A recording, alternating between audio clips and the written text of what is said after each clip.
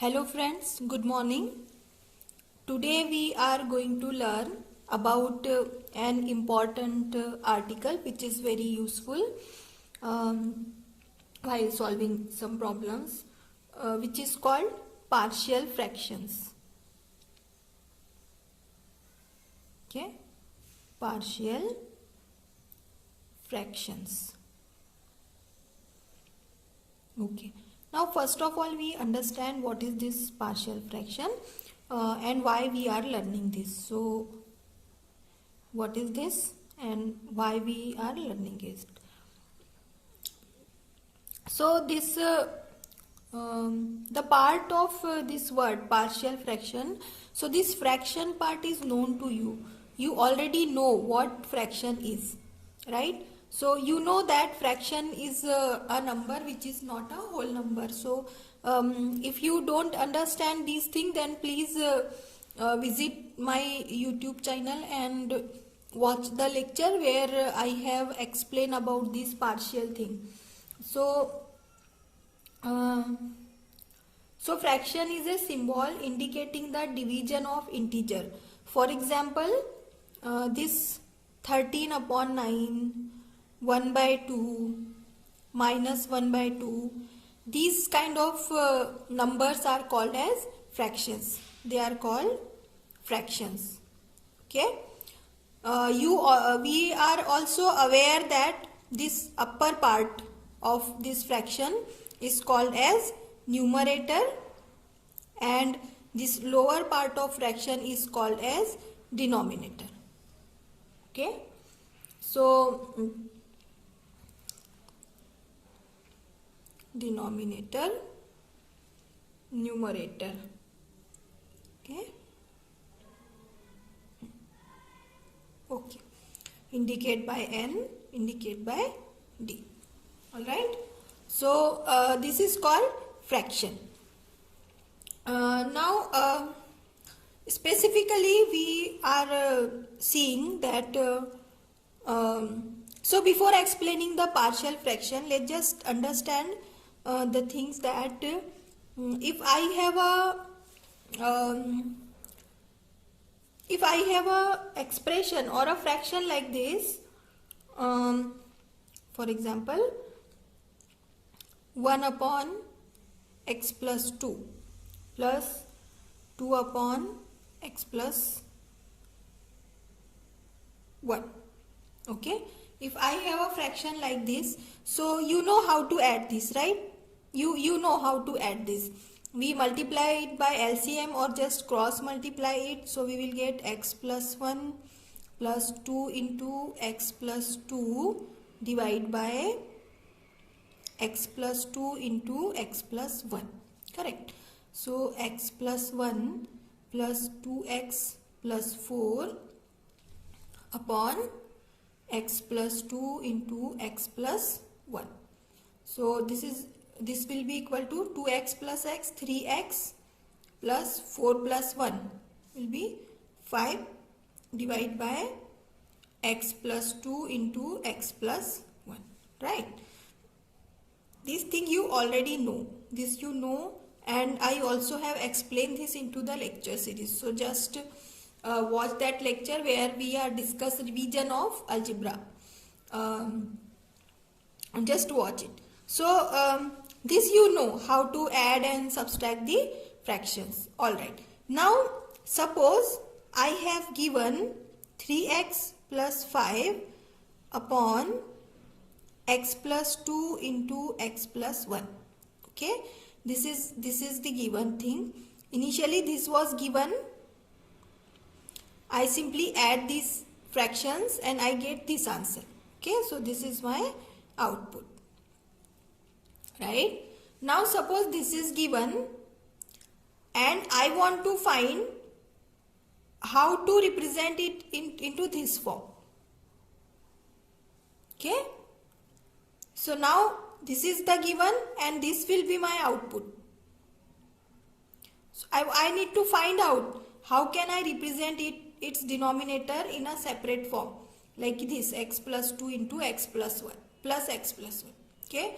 So this process, finding this process finding this fraction is called as partial fraction. This process is called as finding partial fraction. So this is the reverse procedure.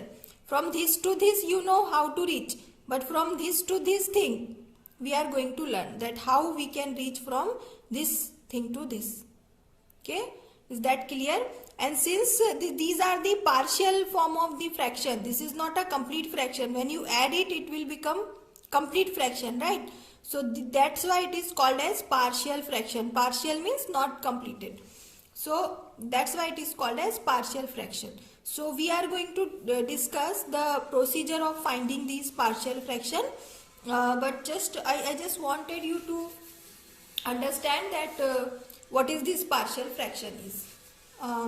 So I hope you understand that it is the reverse procedure of adding or subtracting the fraction. So and why we are learning it? So in some techniques we don't have the answer for this kind of equation.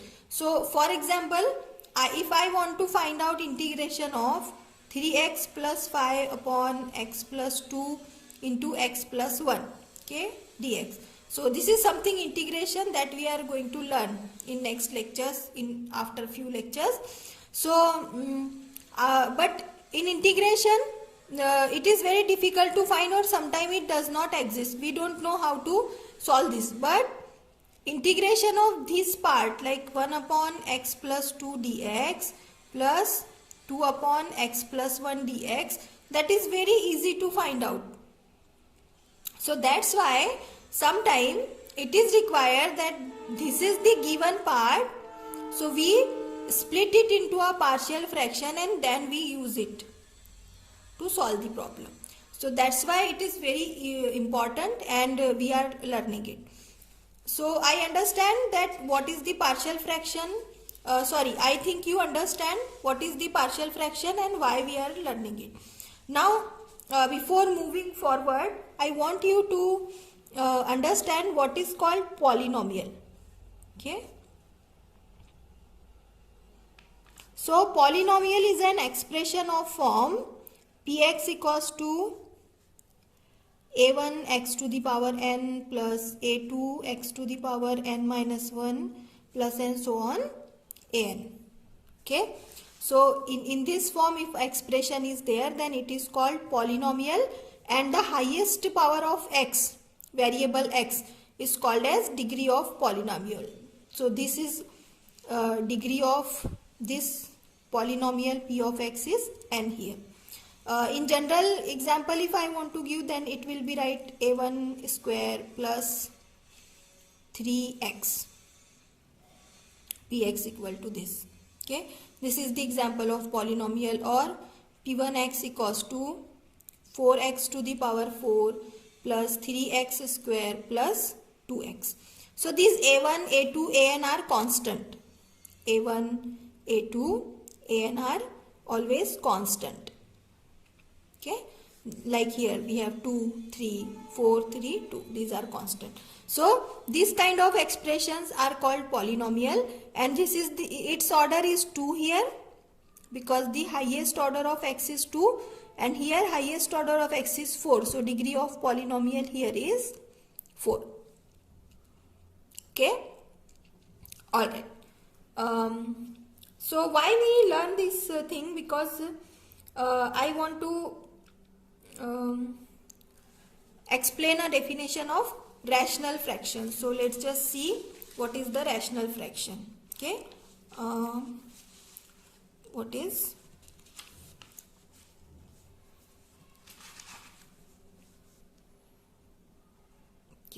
rational fraction? I think you already know this, but let me just explain. So the fraction of form p upon q where q is not equal to 0, p upon q where q is not equal to 0, called as rational fraction, right? Called as rational fraction. So similarly, Similarly, if I have a fraction n of x upon d of x, where this is also a polynomial and this is also a polynomial. So polynomial divided by polynomial. Numerator is also polynomial, denominator is also polynomial, and this d of x not equal to 0. Okay, this d of x not equal to 0 with no common factor, then this is called as rational polynomial. This is called as rational number. Rational number. Example. Okay, so the number in the form p upon q is called as rational number. Example, 1 by 2, 2 by 3. So this numerator is number, denominator is number. Numerator and denominator both are number. And this is the condition where denominator should not equal to 0. Because if denominator becomes 0, then it will become undefined. We cannot have any value. So similarly, if I have a fraction in which its numerator is also a polynomial and denominator is also a polynomial, it is called as rational fraction or rational polynomial. Okay, or rational fraction. Okay, so the example will be 2x square plus 4x plus 1 divided by x plus 1 into x plus 2. Okay, this is also a polynomial, this is also a polynomial. So this will be called as rational polynomial. Now in this rational polynomial is of two types. Okay, rational fraction. Let's just write rational fraction. So this is of two types.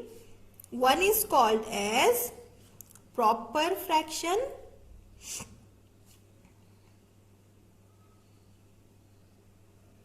and this one is called as improper fraction.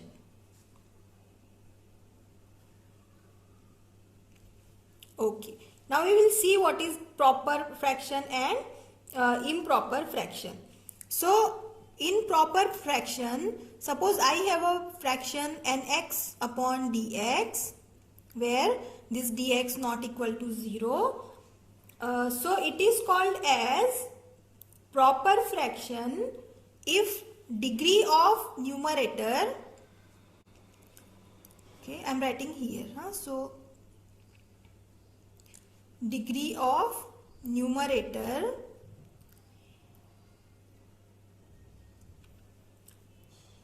is less than, okay, is less than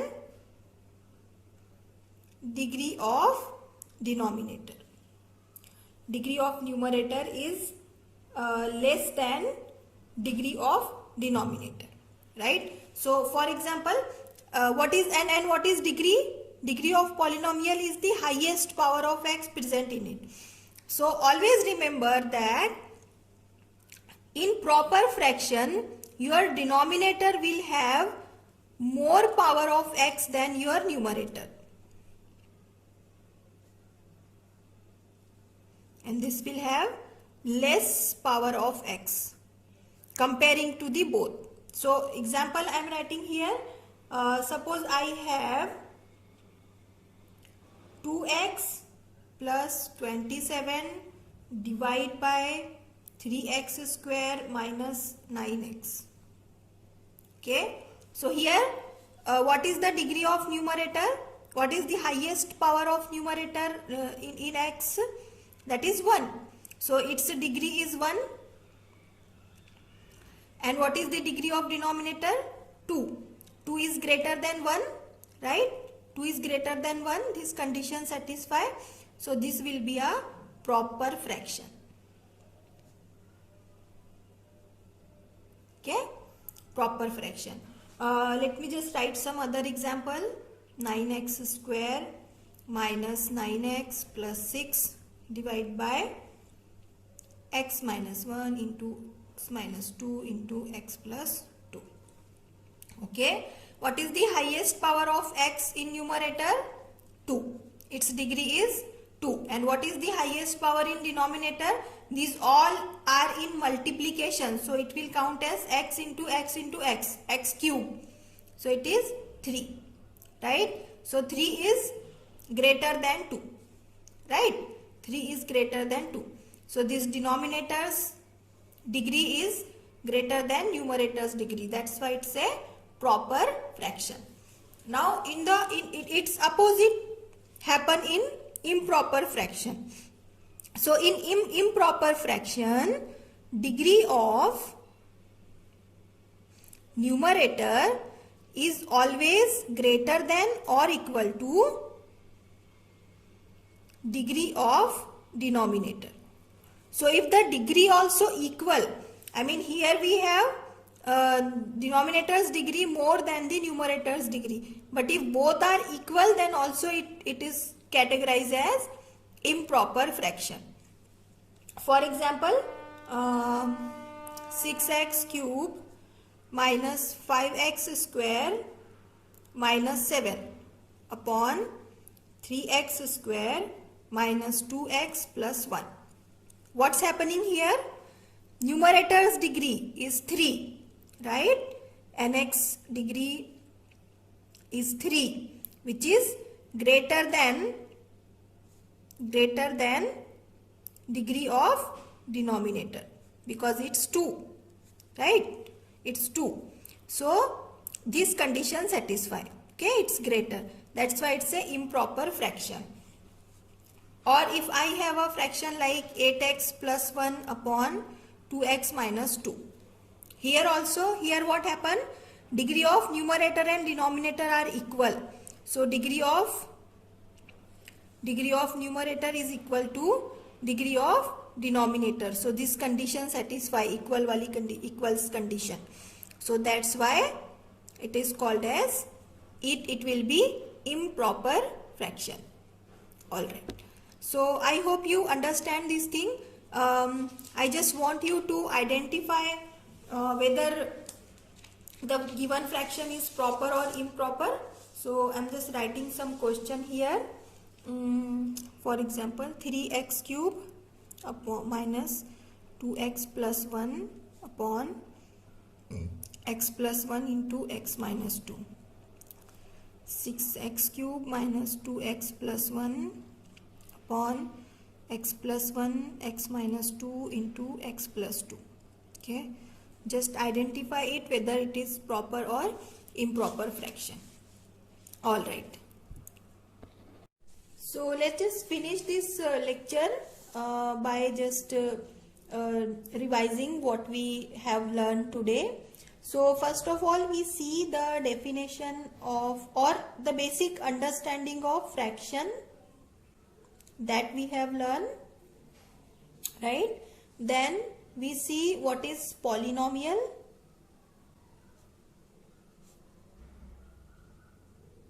and degree of polynomial or order of polynomial. So we have seen that the expression of the form ax1n plus a2x to the power n minus 1 plus and so on an is called as polynomial. And the highest order of x, whatever order of x is here or the power of x is here, is known as degree of polynomial. Example, we can see that 2x to the power 4 plus 3x square plus 4, or 8x to the power 9 plus 5x plus 2.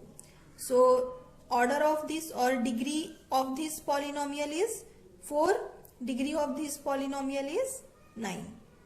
Okay, so that we see. Next, we have seen that the fraction or the rational polynomials are of the form n of x upon d of x. Okay, this is the rational polynomial or rational fraction. Okay, where this d of x not equal to 0. This condition should satisfy. Okay, so we see that this, if this is the case, then we have seen the two types of the rational fraction, which one is proper fraction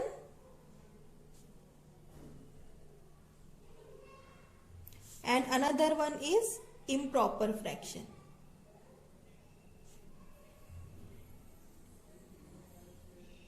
Okay, and we see what is the condition of this. So for the proper fraction, the degree of numerator is less than degree of denominator. Okay, while improper fraction is degree of numerator is greater than or equal to degree of denominator. Okay, example we see x plus 1 upon x plus 2 into x minus 1. So here degree of numerator is 1 while degree of denominator is 1 plus 1 2. Okay, 2 is greater than 1 or 1 is less than, this 1 is 1 is less than 2. So this condition satisfy. This is a improper, this is a proper fraction, proper fraction. Or x3 minus 2x upon x to the power 4 minus 1 into x. Okay, here also degree of numerator is 3 while degree of denominator is 5. 4 into 1 5, 4 plus 1 5. So 3 is less than 5. That's why this is a proper fraction. Now for the improper fraction, the example may be x to the power 5 plus 2x plus 1 upon x minus 1 into x plus 1.